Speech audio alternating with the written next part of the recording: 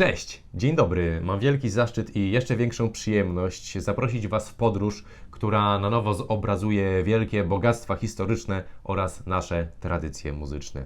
Dzisiaj porozmawiamy o dawnych Kresach Południowo-Wschodnich oraz o mieście Lwowie. Całą tę podróż współtworzy ze mną wspaniała postać świata muzykologii, autor wielu prac dotyczących miasta Lwowa, dr Michał Piekarski. Dzień dobry Państwu. Bardzo mi miło współtworzyć tę opowieść razem ze Stanisławem Łopuszyńskim, pianistą i klawesynistą, który również przybliży aurę dźwiękową omawianych utworów. Drodzy Państwo, dokładnie. A teraz kilka słów wprowadzenia. Drodzy widzowie, Lwów na początku XX wieku nazywany był stolicą muzyczną Polski. Złożyły się na to długie tradycje związane z uprawianiem muzyki w tym mieście, w którym na przełomie XIX i XX wieku życie muzyczne było wyjątkowo rozwinięte. Lwów należał do Królestwa Polskiego od XIV wieku, a dokładniej od czasów Kazimierza Wielkiego, ostatniego z Piastów. Znane nam są również tradycje muzyczne związane z działalnością kościołów i klasztorów, które powstawały przez kolejne stulecia na tamtych ziemiach. W XVI wieku pojawiło się Bractwo Muzyków. Podobnie jak w innych miastach w Polsce, statut bractwa zatwierdził król Władysław IV. Była to organizacja o charakterze cechowym, podobnie jak Bractwo Murarzy czy Stolarzy. W wyniku pierwszego rozbioru w 1772 roku Lwów znalazł się w granicach Austrii na 150 lat. Zmieniło się też życie muzyczne. Powstawały pierwsze instytucje muzyczne finansowane przez państwo, jak na przykład pierwszy stały teatr, w którym grano spektakle dramatyczne oraz muzyczne w języku niemieckim, a także w języku polskim. Dla tego teatru komponował m.in. Józef Elsner, warszawiakom tamtych czasów, znany później jako nauczyciel Fryderyka Chopina. W 1838 roku powstało Towarzystwo Muzyczne organizujące szereg koncertów i istniało ono przez 101 lat do wybuchu II wojny światowej. W XIX wieku działał szereg znanych kompozytorów, jak m.in. przedstawiciele klasycyzmu Karol Lipiński, skrzypek, znany rywal Paganiniego, Franz Xaver Wolfgang Mozart, czyli syn Wolfganga Amadeusza. Reprezentanci romantyzmu i neoromantyzmu to Karol Mikuli, pianista, uczeń Fryderyka Chopina, Mieczysław Sołtys, uczeń Mikulego w Lwowie i Camilla Saint-Sansa w Paryżu, a także pianista Henryk Melzer. Natomiast studentom, absolwentom oraz słuchaczom koncertów na Okulniku Henryk Melzer jest bardzo dobrze znany. Reprezentantem nurtu Młodej Polski XX wieku był Ludomir Różycki, związany również po II wojnie światowej z Katowicami. Natomiast ukraińskie środowisko muzyczne reprezentowali Stanisław Ludkiewicz i Wasyl Barwiński. Przedstawicielami nowych nurtów są Adam Sołtys, Józef Kofler i Tadeusz Majerski.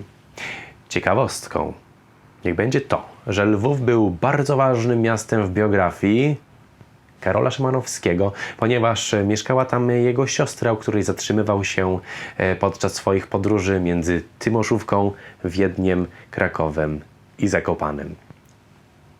Świadectwem długich tradycji łączących Lwów z Europą Zachodnią jest muzyka renesansowa. Muzyka twórczości Guillauma Dufaya i Josquina des Prez. Utwory tych kompozytorów były wykonywane w Lwowie już w końcu XV wieku. Dowiedziano się o tym w wieku XX. W latach 20. Znaleziono w Miejskiej Księdze Rachunkowej właśnie odpisy utworów tych kompozytorów. Było to sensacyjne znalezisko. I świadczy to o tym, że w XV wieku Lwów był na bieżąco, jeżeli chodzi o twórczość niderlandzką, zachodnioeuropejską.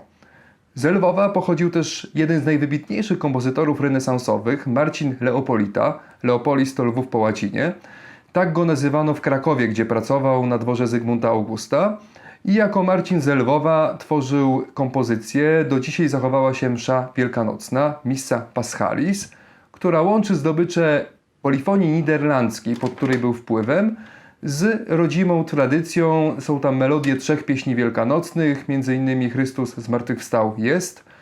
O Marcinie Leopolicie, jednym z najwybitniejszych kompozytorów renesansowych, w XVII wieku pisał też Szymon Starowolski. Pisał następujące słowa. Organista króla Zygmunta Augusta urodzony w Lwowie. Marcin, oddany studiom nad poezją i muzyką, zajął pierwsze w Sarmacji miejsce. Żaden w Polsce nie osiągnął takiej sławy jak Marcin, choć nie miał nigdy żadnego zagranicznego mistrza poza domowymi. Marcin Leopolita uczył się z pism Sebastiana z Fresztyna i Jelenia z Tucholi. Niezależnie od tego, że nie wyjeżdżał poza Rzeczypospolitą, był na bieżąco ze zdobyczami muzyki zachodnioeuropejskiej. Doskonale to słychać w jego właśnie Missa Paschalis, która łączy to, co uniwersalne z tym, co lokalne. W XVII i XVIII wieku na terenie całej Rzeczypospolitej regularną sieć szkolnictwa muzycznego zapewniali jezuici. Mieli oni swoje szkoły od Wilna po Kraków i Lwów, od Poznania po Pińsk. Prowadzili zarówno kolegia dla młodzieży szlacheckiej, jak i bursy dla niezamożnych dzieci bądź sierot i tam uczyli w zakresie śpiewu i muzyki. W Lwowie jezuici prowadzili bursę. Mieszkał tam Jan Brandt, wykształcony w Rzymie teolog i kompozytor utworów wokalnych i wokalno-instrumentalnych. W XVIII wieku Jan Piotr Haberman, komponujący już w nowszym, późnobarokowym stylu. Oprócz jezuitów, tradycje muzyczne miały także inne zgromadzenia zakonne. Bardzo dobrze sławiły się lwowskie benedyktynki. W latach 40. XVIII wieku ich organistą był Johann Philipp Kirnberger, który był wcześniej uczniem Johanna Sebastiana Bacha. Także pośrednio lwowskie benedyktynki łączyły się z najlepszym kompozytorem XVIII stulecia.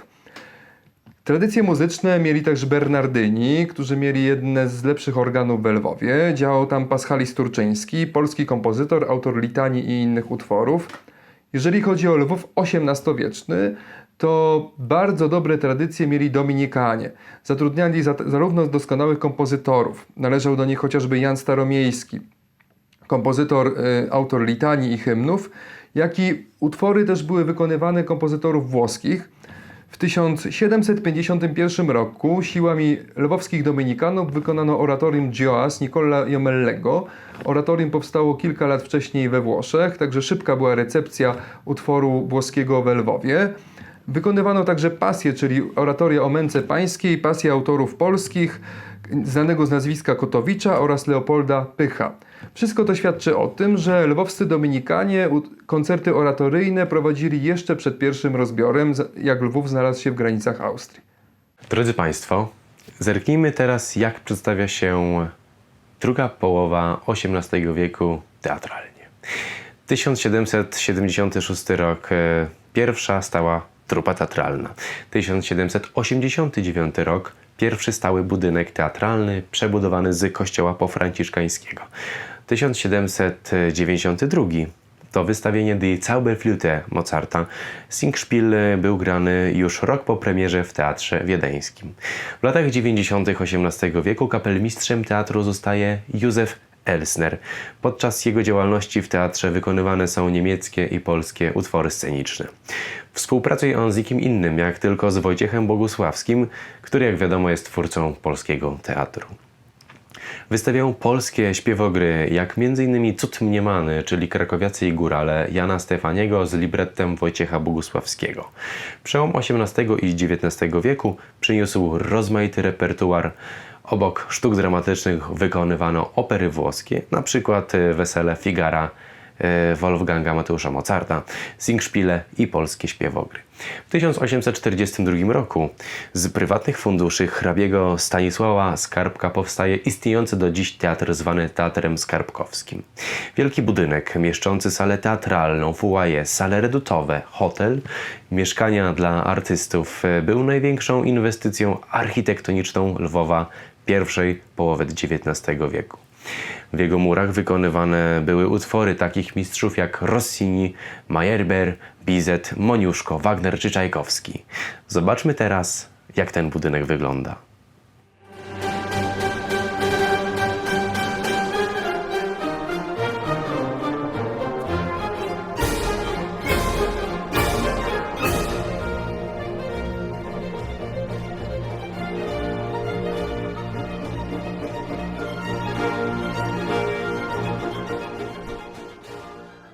Drodzy Państwo, w W 1900 roku powstaje kolejny gmach teatralny, Teatr Miejski, nazywany też Teatrem Wielkim, a dzisiaj znany jest jako budynek Opery Lwowskiej.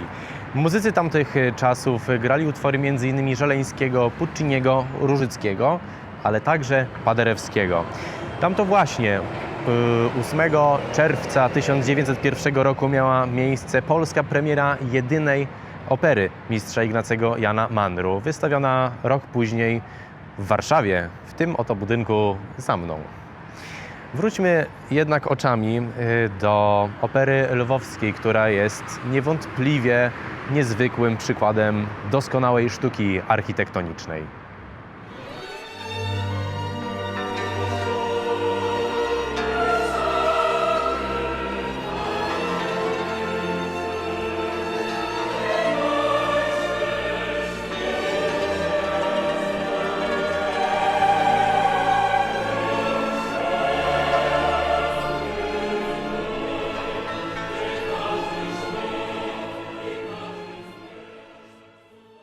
Drodzy Państwo, w XIX wieku Lwów miał bardzo dobrze zorganizowane życie koncertowe.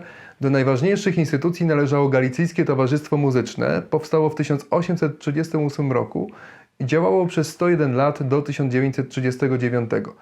Do założycieli tego towarzystwa należał Johann Ruckgaber, który urodził się w Wiedniu, a w Lwowie stał się Janem. Był pianistą i kompozytorem.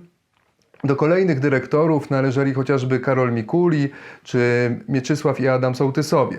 Towarzystwo to powstało na wzór wiedeńskiego Gesellschaft der Musikfreunde, które powstało wcześniej w Wiedniu. Chodziło o zapewnienie regularnych koncertów dla mieszkańców Lwowa. Towarzystwo z czasem też powołało szkołę muzyczną, która była pierwszą, nie licząc jezuickiej, szkołą muzyczną w Lwowie. W Lwowie działały także inne towarzystwa koncertowe. Do najbardziej znanego należała Lwowska Filharmonia, która powstała w 1902 roku i była konkurencją dla Galicyjskiego Towarzystwa Muzycznego. Działały także prywatne różne biura koncertowe, m.in. biuro Maksymiliana Türka. Większość organizacji kontynuowało swoją działalność także po I wojnie światowej, z tym, że Galicyjskie Towarzystwo Muzyczne było już wtedy Polskim Towarzystwem Muzycznym. Jedynie zmiana nazwy nastąpiła, za to dyrekcja była wciąż ta sama pod kierunkiem Mieczysława Sołtysa. Jeżeli chodzi o znanych kompozytorów, którzy występowali w Lwowie, to zarówno w pierwszej połowie XIX wieku możemy się poszczycić występem Ferenca Liszta.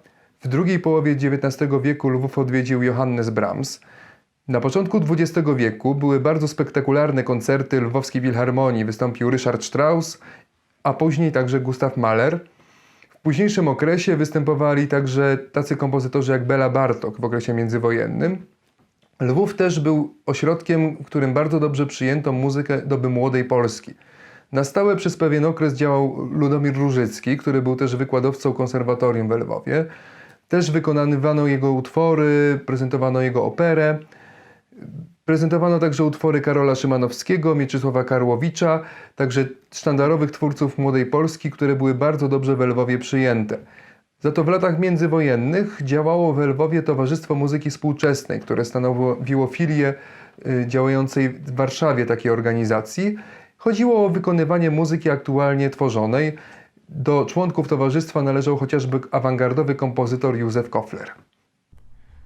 Drodzy Państwo, mamy dla Was jeszcze jeden punkt programu, a jest nim występ artystyczny. Już za chwilę usłyszymy preludium Ludomira Różyckiego, które wykona dla nas bardzo ciekawa postać polskiej pianistyki, niezwykle utalentowany artysta, ale przede wszystkim mój serdeczny kolega Tymoteusz Bies.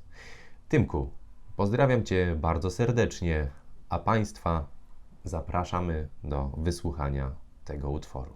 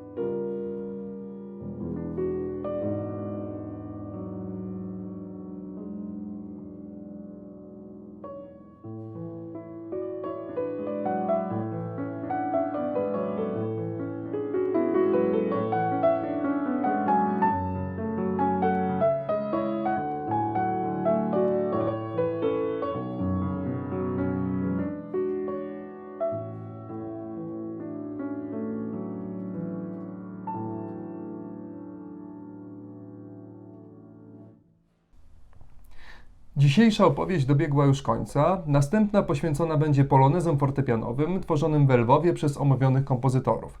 A zatem polonez fortepianowy w Lwowie na przestrzeni epok. Drodzy widzowie, do usłyszenia. Do zobaczenia.